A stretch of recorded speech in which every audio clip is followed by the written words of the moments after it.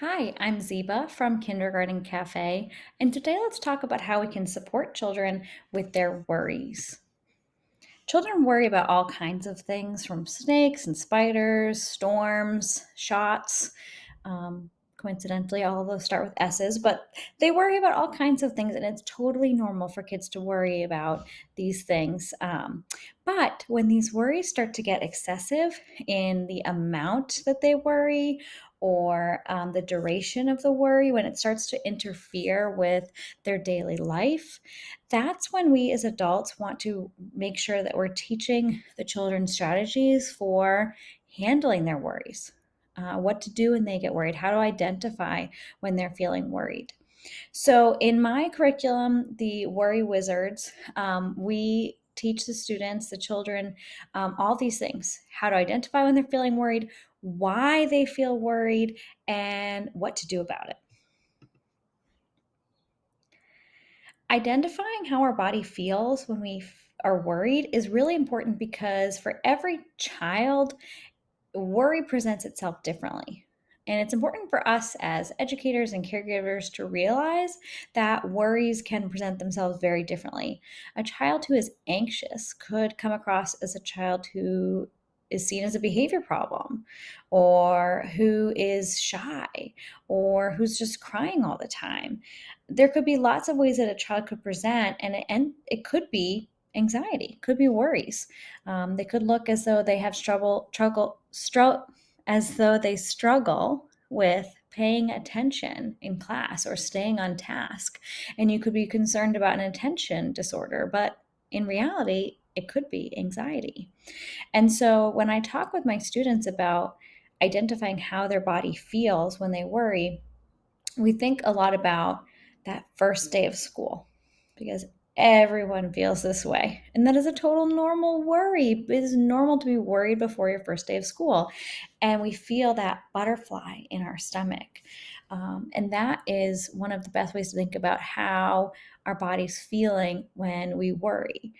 And to other people, to other students, they might feel, as my students here talked about feeling, they might feel cold. They might feel their heart racing. They might feel hot. They might start sweating. Their eyes might water. They might cry. It's hard for them to think. And so, going over these examples helps students realize when I feel this way, I might actually be worried. So, what can I do about it? And then you can help them with a strategy, because oftentimes it just comes across as that butterfly in the stomach feeling, like maybe your stomach hurts, and then you start to think you're sick, and they might ask to go to the nurse. So a child who goes to the nurse a lot could actually be a child with anxiety. So when we feel that feeling in our stomach, as kids start to identify how their worries feel in their bodies, they might realize, oh, I'm not sick. Oh, I don't have butterflies in my stomach. My stomach doesn't hurt. I'm not going to throw up. I'm just worried.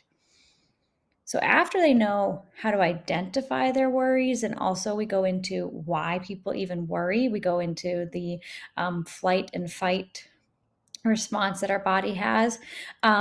We talk about how we can stop our worries, how we can support ourselves when we feel worries, strategies we can use. And as you can see here, these are all real strategies that I teach my students. And I teach a lot of different strategies because not every child will respond to each strategy in the same way. So what works really well for you if you feel worried is could be very different from what works for me when I feel worried. So some of the strategies we talk about are like more cognitive distractor strategies, where it's taking the focus off of the endless loop of worries in their brain and helping them get into the moment, into the present. So that could be coloring, reading a book, doing a puzzle. We'll talk about 5, 4, 3, 2, 1 grounding, stuff like that.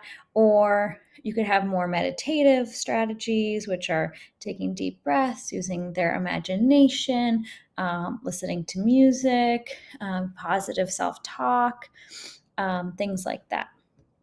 I also like to teach many different strategies for deep breathing because, again, what's a strategy that works really well for you for deep breathing might work differently for me. So, specifically in the classroom, we talk a lot about positive self talk and what that would look like, what it would sound like, and the children actually make up their own positive self talk examples. We do lessons on things about what I can control and what I can't control, because so much of what we worry about is often things that we can't control.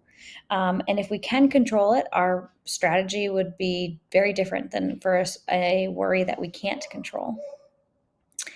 And we talk about rating our worry on a scale. So, is it a really small worry, or is it a really big emergency, disaster kind of worry? And where on the scale does it fall? And so, then what strategies would I use for that worry?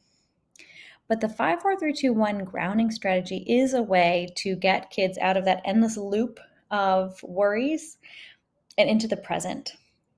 And so with that, there's many different ways that you can do it, but it's, five, you list 5 things, 4 things, 3 things, 2 things, 1 thing. So one example of that could be 5 things you can see, 4 things you can touch, 3 you can hear, 2 you can smell, and say 1 good thing about yourself. You could also do 5 red things, 4 squares, 3 triangles, 2 things that start with A.